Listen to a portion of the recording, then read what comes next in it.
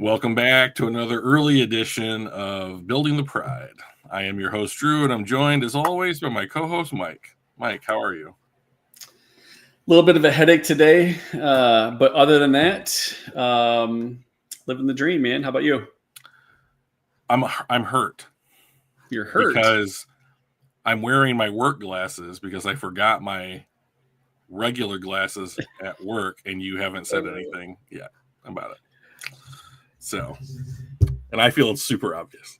So it is. Yeah. They're definitely like I noticed that they were different glasses, but I'm usually not someone to like. Oh, you got new glasses. So I didn't notice it. It makes you feel This like is how this stuff always goes for me. I will, like, if I bump into like a friend of mine, usually at work, who's a woman, and she'll like, I'm like, oh, nice haircut. When did you get it cut? And she's like, I've had the same haircut for 13 years or whatever, like right. That's always how it goes when I decide to be like, oh, something's different. Is it your hair? No, I lost 50 pounds, whoops-a-daisy. So, but speaking of whoops-a-daisies, we've got some football to talk about.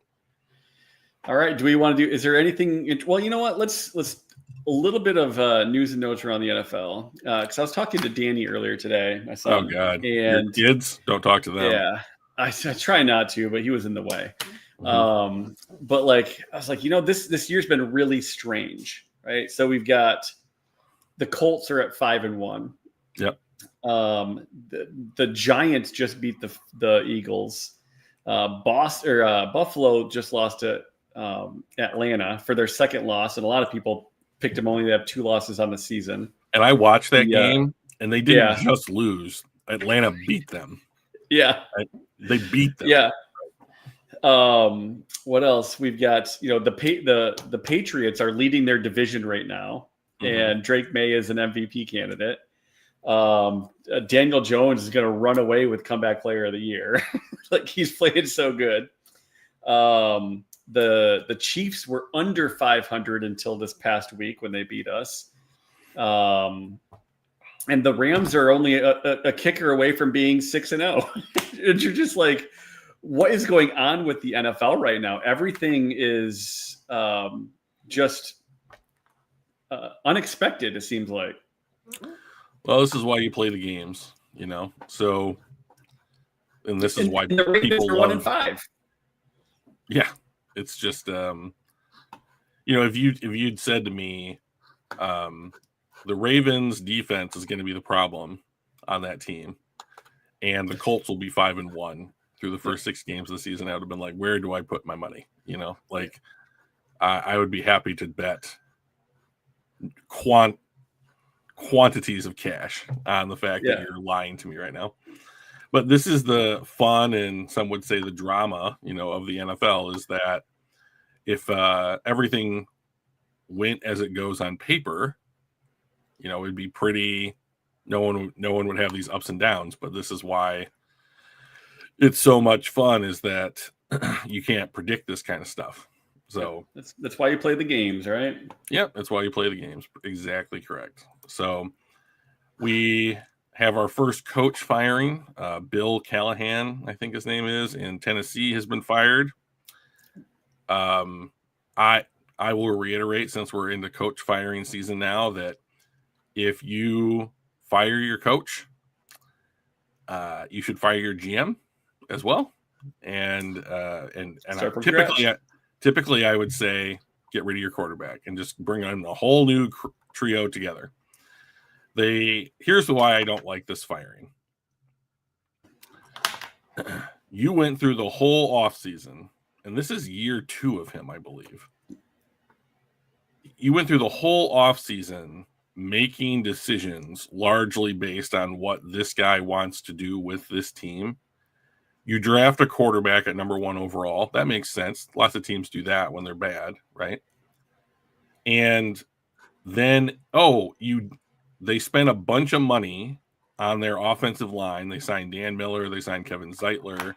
They moved their second-year tackle, J.C. Latham, to right tackle, which is where he was playing in college, and it's probably a lot more comfortable. You get Lloyd Cushenberry back as a center, and I don't know that he's close to the best centers in the NFL, but he's a competent center.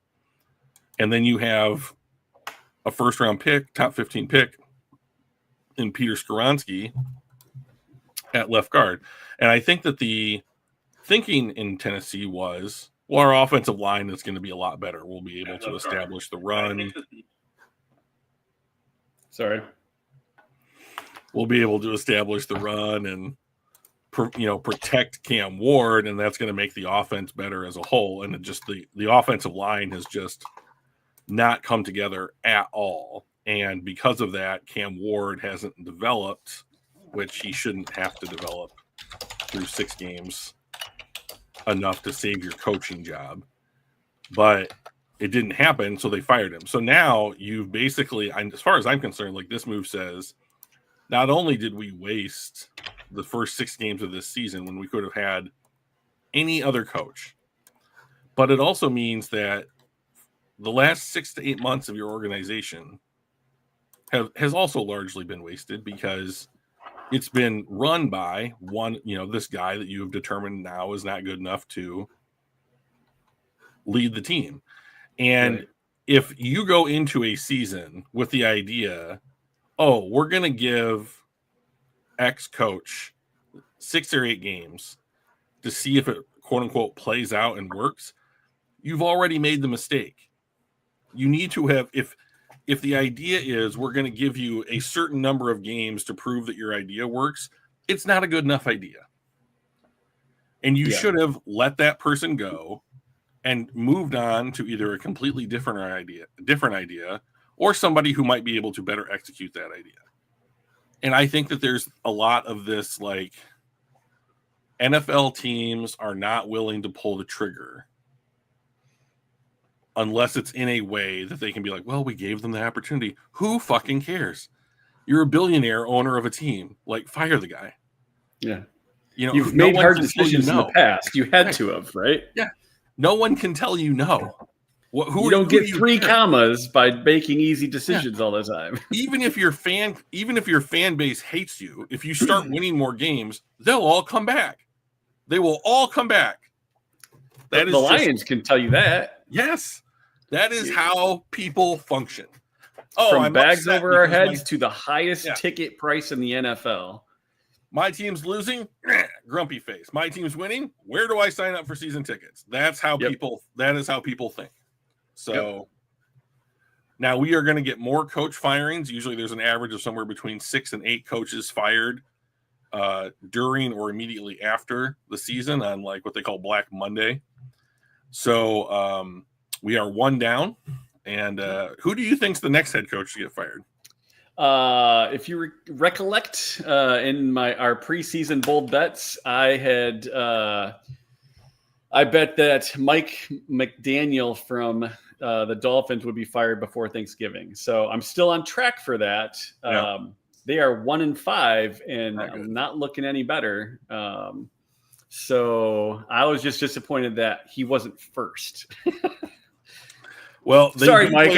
I'm sure you really want your job, and technically, I don't know you from Adam, but like Adam Gase, that is, because he's also in Miami. Yeah, it's not that I'm rooting for people to get fired, but I enjoy being right.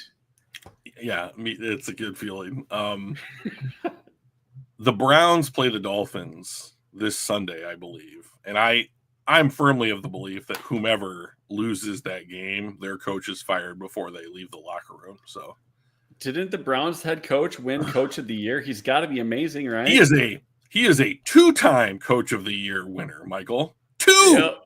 2 times. Yep. One of those times, I thought it should have been Dan. Yeah. So Kevin Stefanski and then Kevin O'Connell won last year. Yeah. From Minnesota. Yeah. The guy that couldn't beat Dan in either of his opportunities. I just don't understand. it. The problem I think with Coach of the Year is it's basically like, I think what it really should be called is the Overachiever Award, right? Like, yeah, you have a middling to poor team and you exceed expectations. Neat. You're a Coach of the Year candidate. Oh, you're 15-2 and the number 1 seed in the NFC and have like completely revitalized the team and had like the most injuries that anyone's ever had on defense ever in the NFL. But you were expected to win 13 games, right. So really 2 games isn't that much of a difference, right? So you can't possibly be the guy.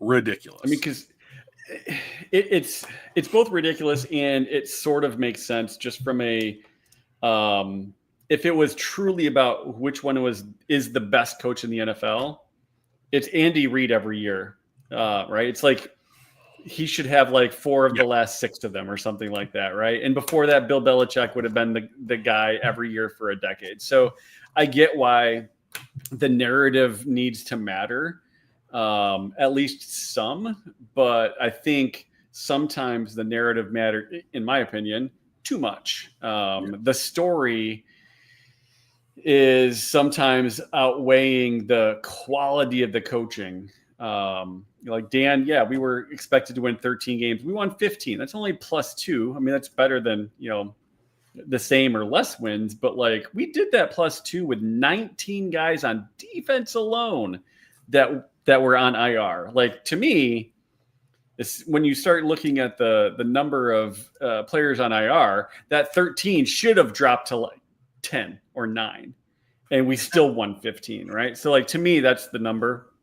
And I think that's part of the story, but I mean, when you go from 9 to like 11 wins, like that's a good, like, okay, you've gone from mediocrity to being one of the better teams in the NFL.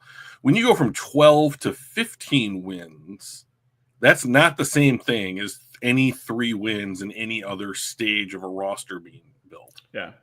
So it gets harder to win more games. And the Lions won a lot of them last year. Anyways, we could talk about Dan Campbell being screwed for a long time. Let's talk about the game, Mike. Do we have to? Well, it was very disappointing. I actually, I was real close to picking this, but the other way last week when we did this. I thought we were going to come out. I thought we were going to run it down their throats, and I thought that they would not be able to stop us, and only we could stop ourselves. And in a way, that's exactly what happened. That is exactly what happened. It's a real bummer.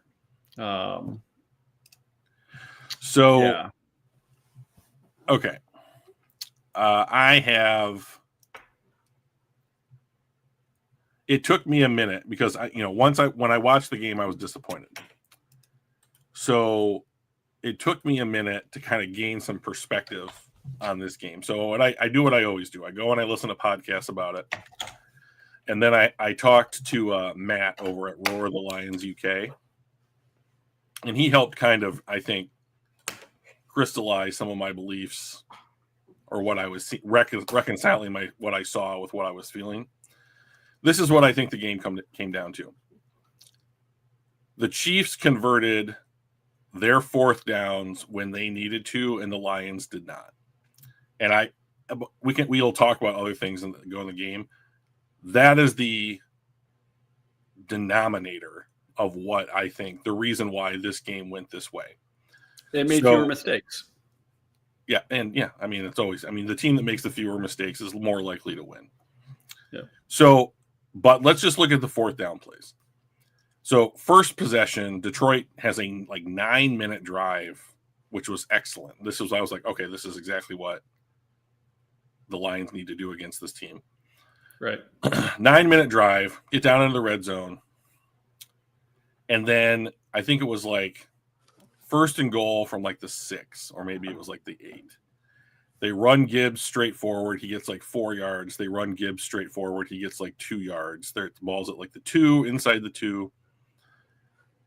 Then I think they run it one more time. They get 1 yard. And then they're like, okay, we're going to go for it on 4th down. And they run one of their patented trick plays. And Goff lines up, then motions out.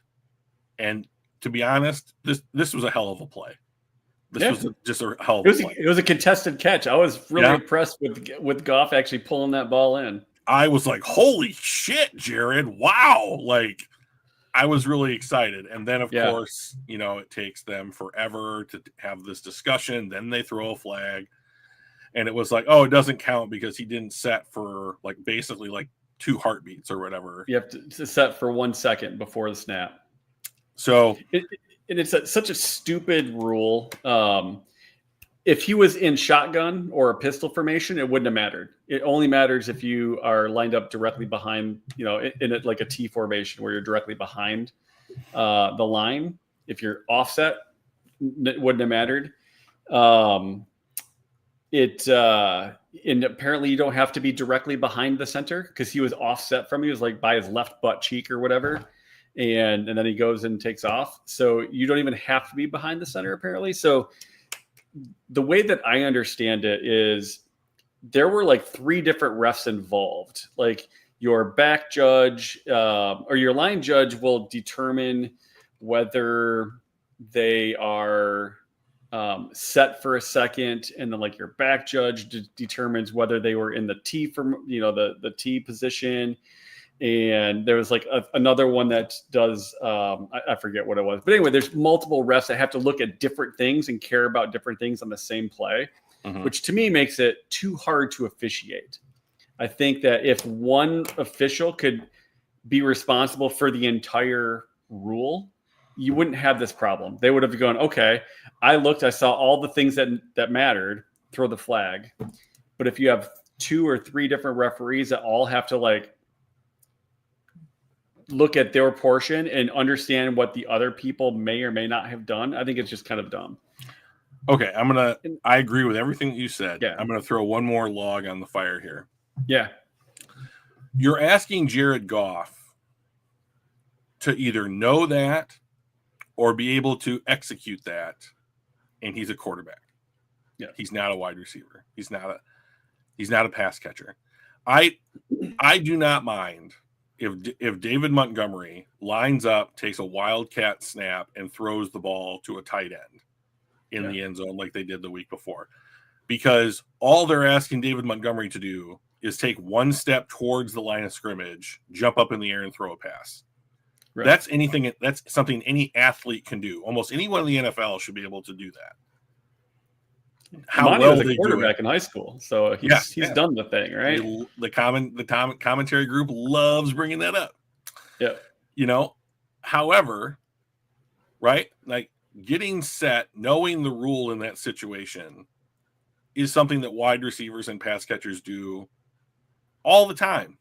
Jared Goff doesn't do that all of the time. And like, I don't mind the Lions running as many trick plays, but like, I think that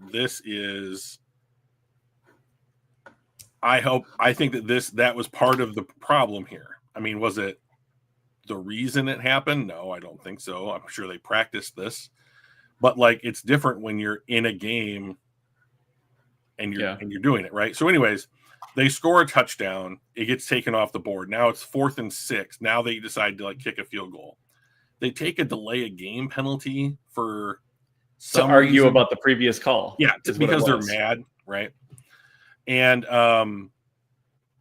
okay, so then Bates makes the field goal, and I'm like, like this is not. We left 4 points on the field. That's a real bummer. You don't want that.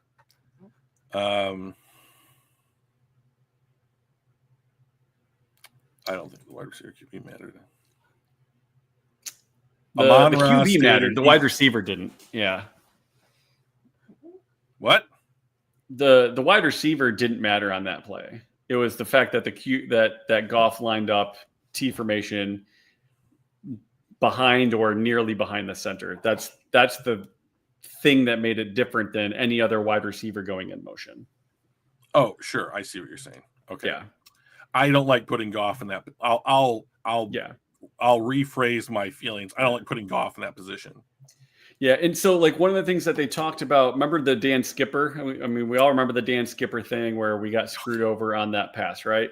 So what Campbell talked about after that was every game when they have trick plays that they may or may not run, they talk to the referees before each game, say, this is what we're planning on doing. What do we need to know? What's just as an FYI for, it may come up, right? So Dan actually, because they asked Dan Campbell about that, I think in yesterday's media session, and he's like, yep, I take it, it's on me. So I don't know if he just didn't explain the play appropriately or didn't ask for, all right, what are the caveats? What are the gotchas? What are the things that we need to know? and maybe just didn't go into as much detail. But he did apparently talk to the referees that this is a play that's potentially on the docket. And he's like, and Goff did exactly what I asked him to do. This is what we trained, what we coached him to do. We told him to do, and Goff did the thing. And he took ownership on the coaching staff for not understanding the full ramifications of what that play design looks like. So, real bummer, but I mean, so let me ask you this, go on. When it was 4th and 1, before the play was run, before I knew what the play was or the outcome of the play, I was like, put 6 offensive linemen in and 3 tight ends and a fullback and run this ball forward. Or Jared Goff is 6'4". Yeah. You're on the 1. You have one of the better lines. I mean, I'm sure we'll talk about PFF scores here in a little bit, but Christian Mahogany had an 87 grade in this game. He was moving people. Run the ball. 3 points is nice. And you go from being tied at 0 to winning the game when you have 3 points and the other team has none, right? So I understand that. I would rather have put Kansas City on the 1 if they had held. Yeah. And just gone for the touchdown. Okay. I think that the thing that I used to see when I was younger, and I'm old now, that we never see anymore is the leaping up and over. And yes, I understand people can punch the ball. You can do that on any play. If you have a guy like J-Mo and he's fast and he can jump and you have to go 1 yard, why don't you have him jump and just leap the pile? He's tall. He's got long arms. All it has to do is break the plane, and then people can punch it out if they want. I don't understand why we just don't see that anymore. It used to happen all the time. That was the play on the 1 yard line, was to leap the pile, right? And we just never see that anymore. We don't see it. I was a big proponent of just giving it to Derek Montgomery, who I cannot remember the last time that he was moved backwards. Yep. This would have seemed like to run the tush push. I know that the reason that play is so successful in Philadelphia is that Jalen Hurts can squat 6,000 pounds or some unbelievable, multiple trucks, It's just, and half their line jumping fractions of a second before the that ball helps too, but fractions a second help. Run a legit push, or just hand the ball off and just, trust your O-line. I hated the call. And that's it. I hated the call from the moment I knew that they weren't doing just pushing the ball forward, there's so few defenses that are going to stop almost any football team from multiple tries inside the 2. Yeah. So I didn't like that. So then that was 1. So this is the difference 4 points, right? Yep. So then later in the game, Detroit is, I believe, near the 50. And they go for it and they don't convert. And I think this was the rare St. Brown drop. Yep. Which, if you told me he had 1 drop in a football game, I would have been like, no, he doesn't. Where do I put my money? Right. This is one of those times where it's on St. Brown. It was a catchable ball. But this is one of those times where having a tight spiral helps. And I don't know if you remember seeing that ball. It was not a tight spiral. And when that ball's like this, you're more likely to miss the opening and hit the hands. So it was low and away, which is where it needed to be. Target wise, I thought Goff threw the ball to the right spot. But the lack of a spiral had to be a little bit of that, because I think if that spiral's tight, it fits between that little diamond that you make when you go, and it bangs off of his hands, and that's a real bummer. So, but all that said, 100% catchable ball. That should have been a Saint catch, but it was not a particularly well thrown ball either. Well, I mean, I guess my pushback on that is that he catches a lot of those balls anyways. I know. He has to, because most of his balls are that way. Like, he's not a tight spiral thrower. So, like, but that's why I said it's 100% on Saint, but it probably could have been a little bit easier if it was a tighter spiral. But Saint should have caught that. This is not a Goff problem, or this isn't a Goff fault by any means. So then after the drop, Kansas City gets the ball, they go down and score, right? Yep. So instead of it being Detroit being 7 points up and converting, Detroit has given back 4 points, and then on this, they give the Chiefs the ball in plus territory, and they go down and score. So now we have a difference of 10 points, right? So, I mean, like, yeah, I think that's the worst case scenario. And the Chiefs, I believe, were 2 out of 3 or 2 out of 2 on their fourth down conversions. And like, so to me, this game came down to the plays that made the most difference in the outcome of the game were the fourth downs, and Detroit did not execute. Kansas City did. Yep. And I think that's why the score reflects the way it does, is that I think that these two teams are more evenly matched than a 13-point win. I remember Kansas City, their fucking kicker, who I just can't stand, also just booted a extra point for no reason. He just like straight up shanked it. So like that was kind of because that was their first touchdown. So it was like 3-6. Yeah, 6-3. And it was like the first. Oh, like we've broken serve, because now they are not up 2 scores.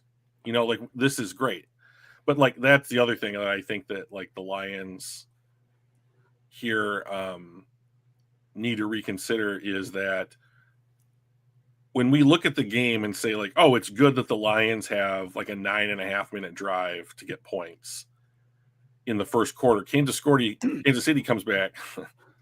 Kansas City, I don't know what that is, but 4 minutes and 10 seconds is all it took them to score their touchdown. And that's just it. Like, ball control in the NFL simply doesn't work when teams can score this quickly. And it wasn't like they were in hurry up. They weren't running their 2-minute offense. They just played football, and they just marched down the field because they're excellent at getting like these chunk 20+ yard plays. And our secondary is in the infirmary. Yeah. We had no starting corners. We had like Branch and Kirby. We had starting safeties. We had like no starting corners. And Kirby's hurt, and he came out of this game again for a minute. And this injury that Kirby Joseph has had is dated back to the preseason. And he comes out for a couple of plays, a series, gets evaluated, taped up, whatever, and then ends up going back in. But he's not 100%. I mean, there's no way that he's 100%. And like, I think that where you really can tell that is like the Detroit tackled very poorly in this game. Yes. Very, very poorly. And, it's one thing when Kansas City like makes a play and like Mahomes breaks containment and he gets like a 6-yard pass. Hey, Joseph. And you tackle him right at the spot. And then it's a different thing when that tackle isn't wrapped up and the guy can break free and get a first down out of that play, right? So I just think that Kansas City played the cleaner, I'll say like more crisp version of football during this game, and made fewer mistakes. And that's ultimately the difference. I wasn't unhappy with much about what Detroit did, but there were things that I was like, no, God, like, when you're playing a top team, you can't make the volume of mistakes. To your point on tackling, I'm looking at PFF grades right now. We have 4 guys that were graded under a 35 on tackling. Michael, bring them up. Let's do it right now. Well, I will, but I want to ask you first. Oh, you want me to Grant Stewart had 1 snap and he had a 22.6 grade. Yeah. Who are the next 3 worst tacklers for this game? Kirby Joseph, Jack Campbell. I've looked at the grades. And Aiden Hutchinson. Yeah. It's thoroughly disappointing to see like Campbell. I mean, Campbell had a 90-something grade last week. Yeah. Hutchinson has had 90 grades almost every week. And Travis to see, Kelce, jeez. Travis Kelce absolutely abused our linebacking core in this game. It was just. I thought that was going to be our strength. Yeah, I know. So it was really. These three things right here are a big reason why they were able to drive down the field. Oh, Joseph, don't worry. I'm just waiting for my chance to talk about it. So I have two quick questions for you. Please do. Number one, the Travis Kelce catch. Did you have any problems with that? Because I thought it was a catch. He didn't catch it. That's not a catch. You don't think so? He did not catch that ball. So, like, okay, so let me just make sure that this is the same one. He's like reaching back for it. He gets both hands on it, but the ball is like sticking down. Right. Yeah. He catches it, has one hand on it, catches it with one hand. The ball hits the ground. The ball never wavers from the hand that caught it. And then he rolls over. And I'm like, it seemed like a clear catch to me. Oh, and my interpretation of it is that when the ball hit the ground, it helped him establish control. So, I was on the other route where like he had it never wavered in his hand. So like people catch balls one-handed all the time. And when you do that and you hit the ground, I'm like, I mean, as much as I would love to say it wasn't a catch, I saw that. I'm like, I didn't see it waver. I didn't see it do anything. So to me, it felt like a catch. All right, hang on. I'm kicking you out of the.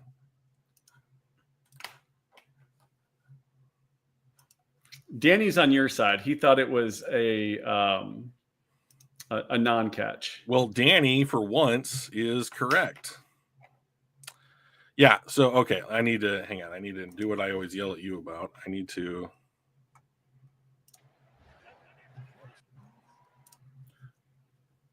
That his hand. So look at that left hand. Yep. The left hand has it. The ball never moves in his hand. All right, hang on. Let me look at this again. Left hand. I don't know. I don't think that's a catch. I have a hard time saying that he has total control of that ball until he hits the ground. Maybe. Yeah, it's close enough where like when I saw it, I'm like, I think that's probably a catch. It didn't seem to move in his hand.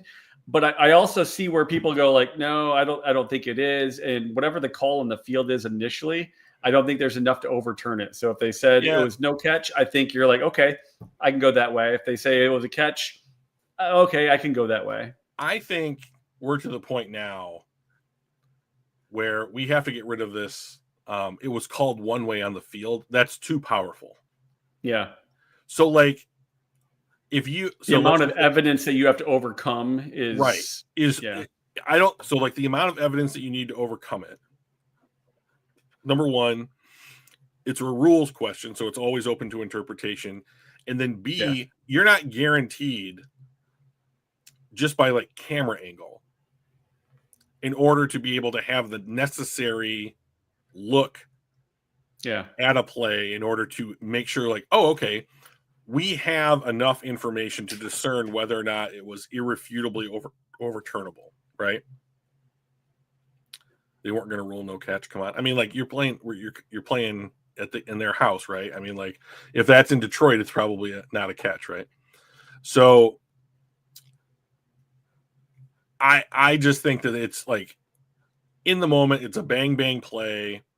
The refs say one thing. And then it's almost an insurmountable. It's like, okay, you're guilty until proven innocent. Well, I mean, like, that's a pretty big mountain to climb, you know? So I don't really care. I mean, like, it's one play. That one play wasn't the thing that caused us to lose by 13 points, right? Right. The other question I had was just about officiating in general. A lot of people complained, like, well, you know, they were perfect. They had 0 penalties, and they clearly weren't perfect. And I'm not a big the fixes in guy, so I don't like complaining about refereeing because I think in general it all kind of evens out. we only had 4 penalties called on us. It's not Correct. like we got a whole ton of them, right? So yes, there were some missed calls. I thought, clearly the block in the back that they did on Branch that pissed him off, that was a no call. Like, that was missed. And while the Hutch penalty for the late hit, it was 2 steps after he threw it, that's a late hit. They did a similar hit on Goff earlier that game where he was a good 1.5 steps to nearly 2 steps late, and they didn't call it. So I think there were a couple missed calls. But honestly, I thought both teams played pretty cleanly. Like, I didn't think that there were, 10 calls missed on them and we got screwed because of it. I thought, more or less they played super clean and we played pretty clean. We only had 4 calls against us. Yeah. So remember, these the penalties are the accepted penalties. So like Kansas City did have penalties called on them during this game. They just weren't accepted or they offset or something. Right. So I agree. And like 4 penalties for 38 yards should not be the kind of thing that, when you look at it like quantity and distance, like given back, like 38 yards shouldn't be the difference. Here's like the problem. And like we talked about this last week, like 5 yards is not a lot to give up for a penalty, but if it's 3rd and 5, it's a turnover. Right. Or So if like, it's an automatic first. Right. So like there are things embedded inside penalties that like this just tally mark system that we have for indicating how many for how much aren't telling the story of how impactful penalties are in a game. Okay, so this is a good way to transition. First of all, okay, I'll finish with this. Like, I looked up how many times in the last like 5 years or 6 years teams have not had a penalty called on them, and there are something like between 3 and 4 games a season. Not every season, but on average, where a team just simply doesn't have any penalties called on them. It's not unheard of. Yeah. The last time this happened was back in like 2023, like Seattle didn't have any penalties called on them. So it's not something that happens with a lot of frequency, but it happens in the NFL, and it happens enough where this isn't like, oh my God, the fix is in. The problem is that people hate Kansas City nationally, and they hate Kansas City for a number of reasons. Number one, they're good. Patrick Mahomes' brother is a piece of shit. Travis Kelce is engaged to Taylor Swift, and a lot of people don't like her for various reasons. Like, there's just a bunch of reasons to not like Kansas City unless you're a Kansas City fan. And there's 31 other teams in the NFL. So, like, a lot of people aren't going to like Kansas City just because 7 times. So the Detroit Lions themselves have played 7 games with exactly 0 penalties. There you go. That's over the course of a lot of years, obviously, but we'll get ours. Tampa Bay's coming up next week. So, but like one of the big complaints about Kansas City is that the refs are on their side, right? And anytime anybody makes this claim, I just want to throw up in my mouth. Same. So like, here's the reasoning that everyone, all these like, oh, the fix is in or whatever. You're saying that the NFL wants the Kansas City Chiefs to win. The last time that I checked, the NFL was made up of 32 billionaires who are all playing in their own basic professional sports league against one another in the ultimate fantasy football kind of scenario, right? And you're telling me that 32 of those owners, that 31 of them are betting against their own teams so that the other guy can have 10 years of unprecedented winning? Bullshit. Bullshit. So like, and not only that, it has to be not just those owners, but that has to be a directive on down to every single referee, right. And every sometimes conspiracies can be too big to even be remotely logical, right? Guys, think about it. All it takes is these 32 billionaires to get together and decide that one of them will have a decade of unprecedented winning, right? Now, all we need to do is to pull this off is to hire a commissioner, a rules committee, a bunch of referees. They're all in on the fix for a decade, right? And then that is how the reality will be. And then when Patrick Mahomes retires, we will select a new one of the 32 people to have a decade of unprecedented thing where the fix is in, and we want that team. We all agree that team gets to be good. And to be honest, they would make so much more money if it was Detroit and Buffalo in the Super Bowl for the next 2 years, and they Can you imagine the fan base reactions? It would be so much more money. Forget about the markets. Detroit's team is propping up other markets with our ticket sale purchases.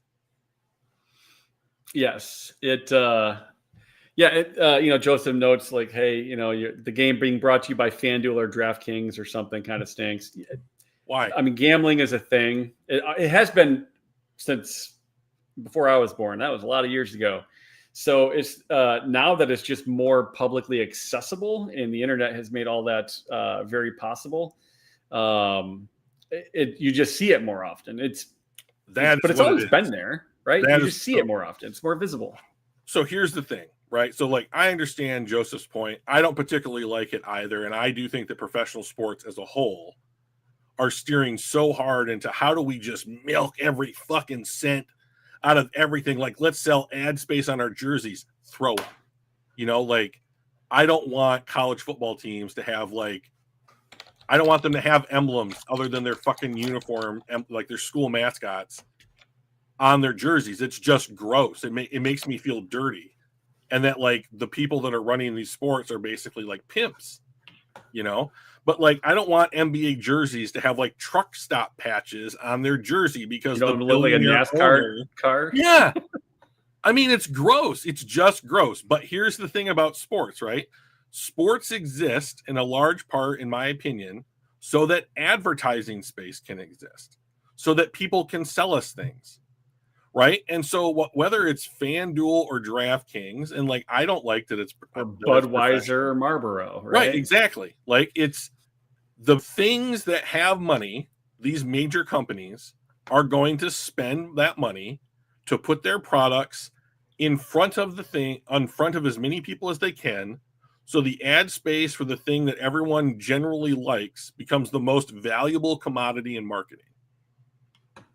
So, and that is professional football in America. And it makes me feel gross, but I don't feel any more gross about DraftKings and FanDuel than I did about Marlboro and Bud Light. Isn't that the Uber Eats conspiracy? Football is here to sell us food. Well, it's not. I don't think. Right. I don't think it's a conspiracy. I think that's completely legitimate. Yeah. Why? Integrity of the game, or is that reason old school? I'm not exactly sure what you're referencing there on that one, Joseph. My bad. I think he's afraid of the integrity of the game being compromised by Vegas, for example. I see. Okay. So let me take this angle on it. It's a good question. So I have a guy that I work with who very much loves conspiracy theories. He's never been a conspiracy theory this guy doesn't either love or recite, right? And I have to listen to all of them.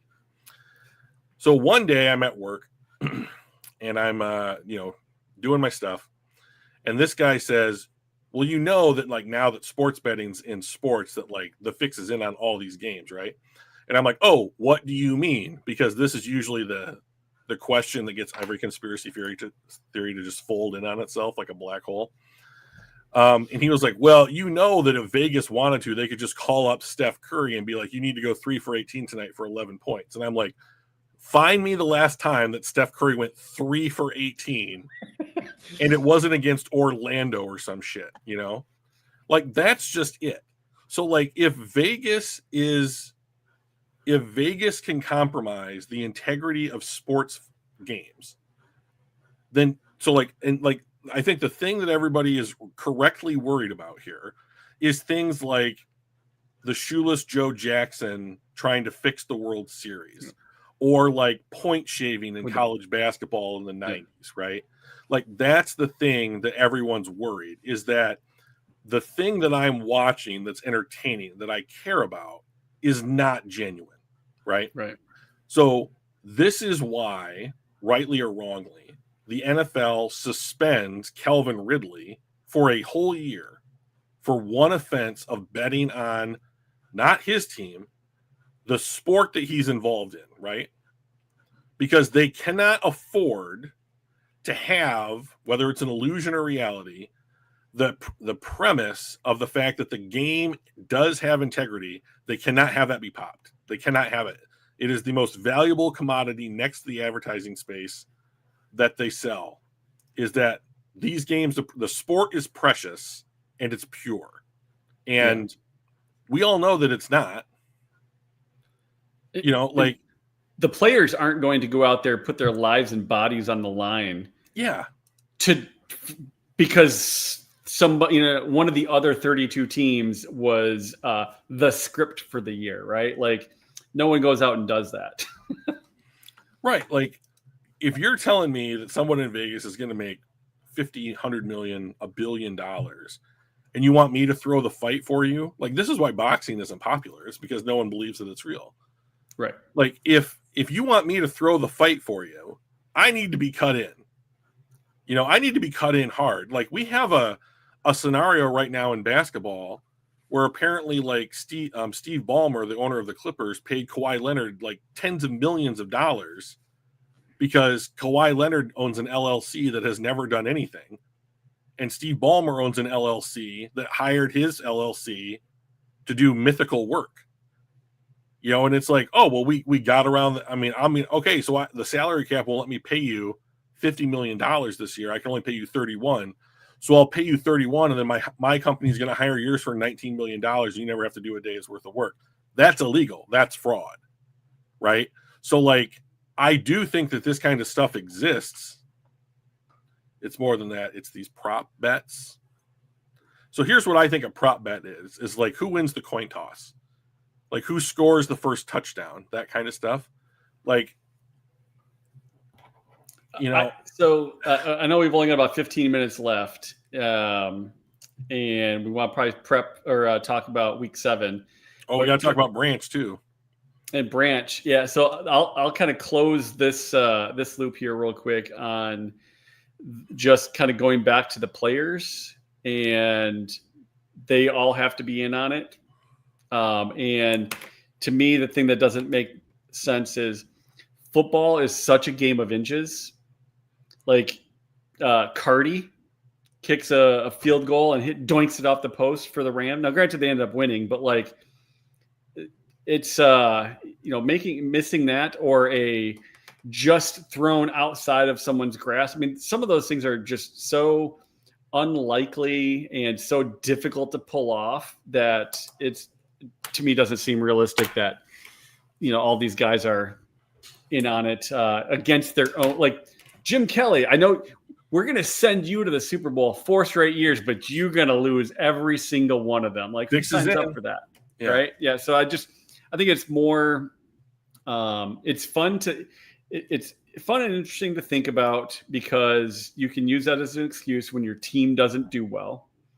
And you can ignore it when your team does well. So you kind of have this like built-in excuse for lack of success by blaming the mythical third-party conspiracy thing. So, but let's switch over to Brian Branch. Okay, so I'm gonna take the lead on this one here just real quick. Yeah, buddy.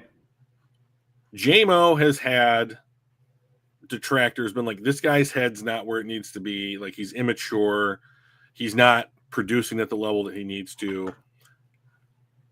Like, Terrion Arnold has had people criticize him, being like, he's not doing what he's supposed to be doing. He's not getting, there's rightful criticism for, like, I think some of what Lions players have done.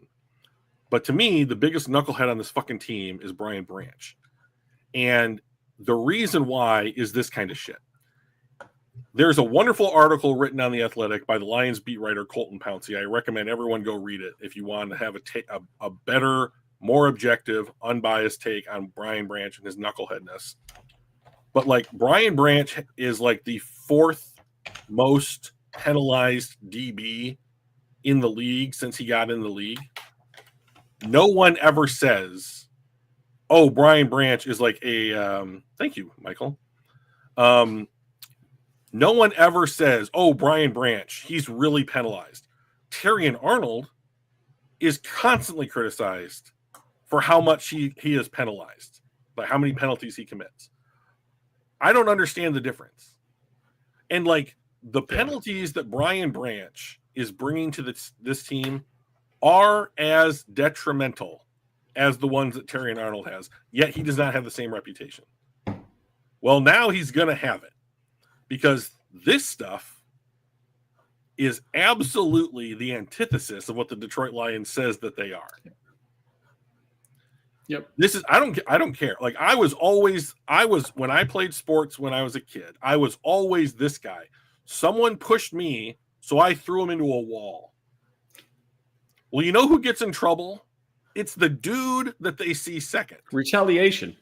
Retaliation is the penalty, not the actual thing that set him off. Because when someone does something to you, it is incumbent upon you to be able to let that shit roll off your shoulders and realize there's something more important going on, which is the game. And now, even after the game, it's the team. Right. Right. And now, Brian Branch, we had already lost. We'd already lost. And now he's going to miss a game. Yep. And at some point, doubtful that he's actually going to win his appeal. Right. Well, so here's the thing. The appeal process, he's not going to win the appeal. There's no way on earth. And he shouldn't. I told Danny right when it happened, I'm like, I hope he gets suspended for a game and makes him like turn his shit around. The appeals process is not about winning the appeal. It is about delaying when the punishment happens. So what will happen is Brian Branch will turn in his official appeal right before the Tampa Bay game, and then he'll be allowed to play against Tampa Bay. Then I'm guessing. Then we will go to a bye week, and then we will play Minnesota. And that's the game that he'll serve the suspension for, I'm betting. So that we have a chance that DJ Reed, Terrion Arnold, other guys can come back from the bye week and play.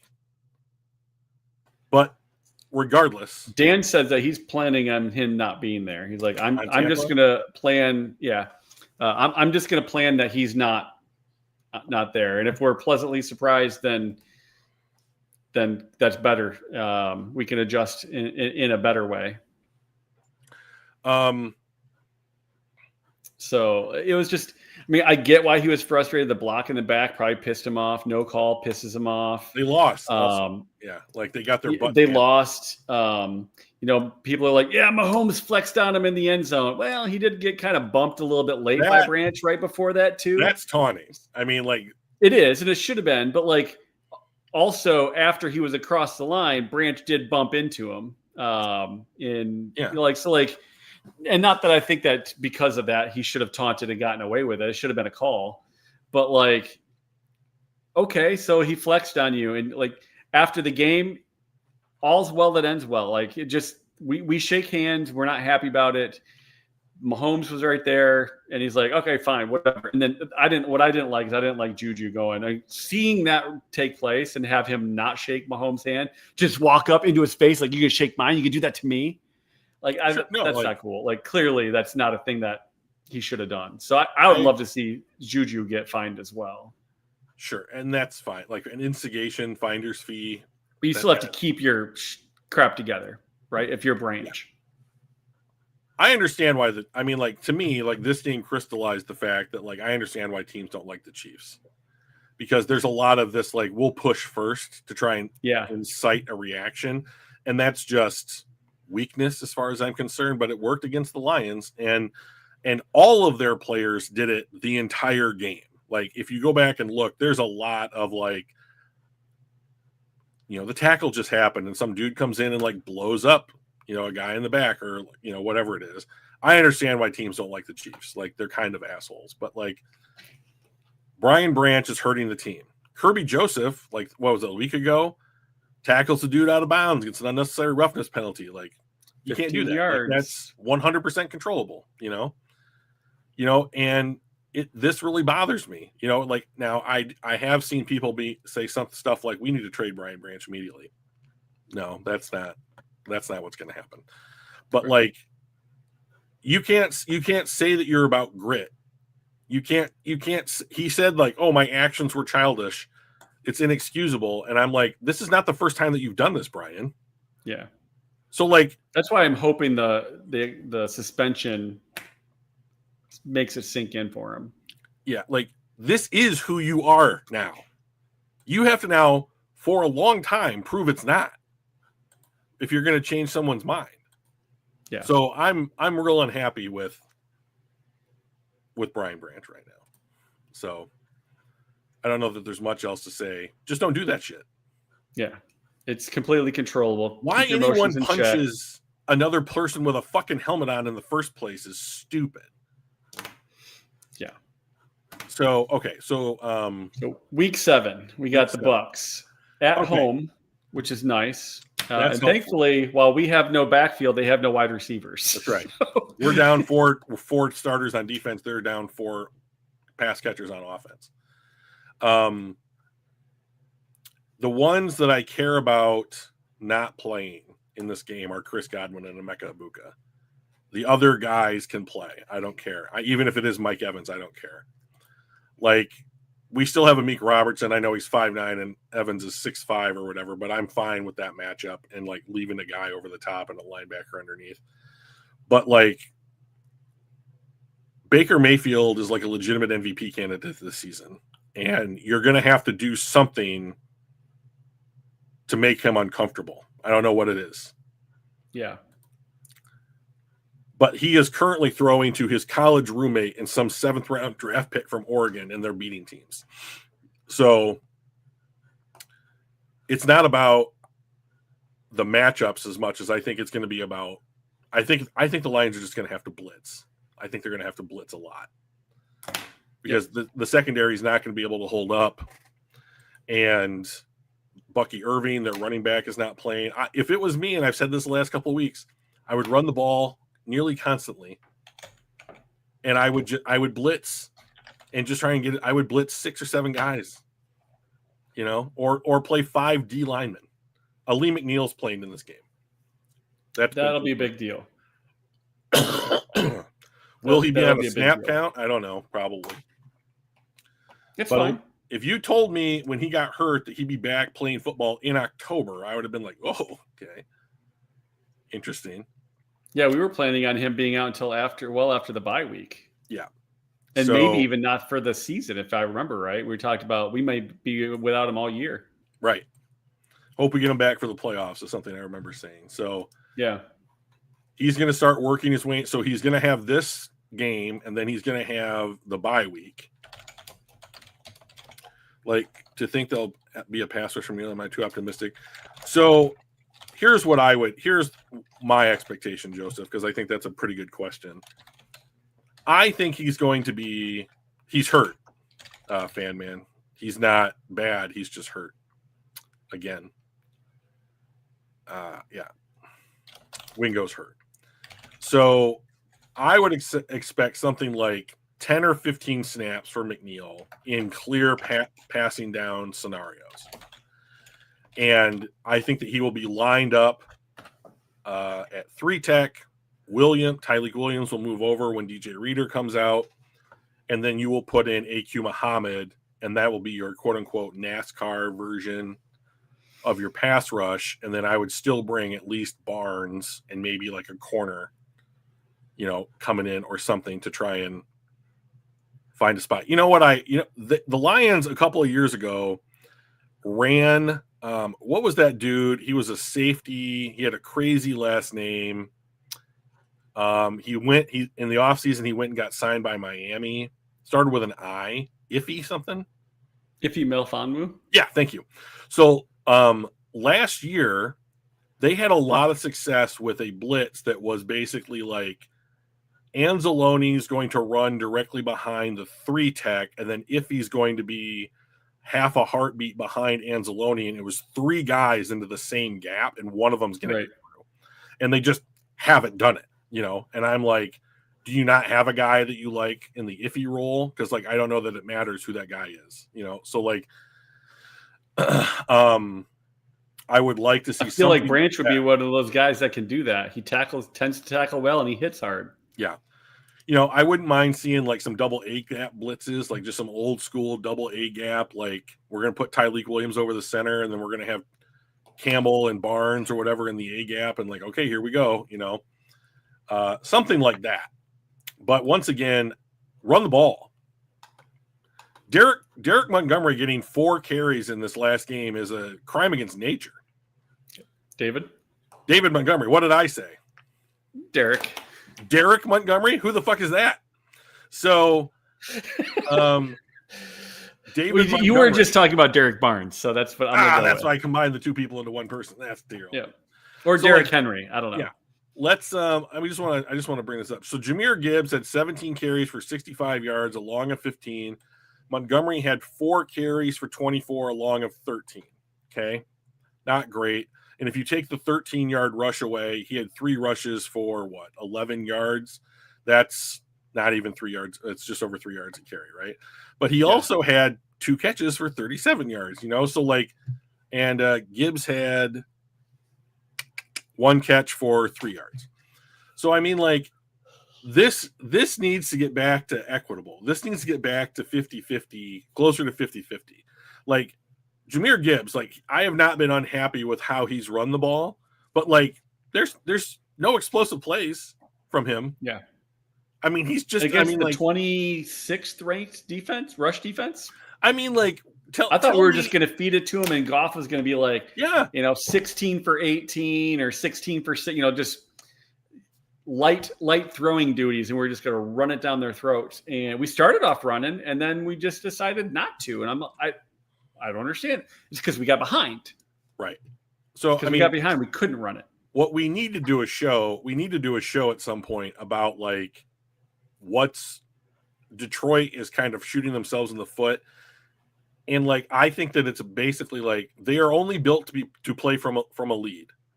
So they take the ball first, and we've talked about. I was thrilled when we took the ball first, and we marched right down there, and then we settled for a field goal, which was at least better than 0 points. But like, we got the lead.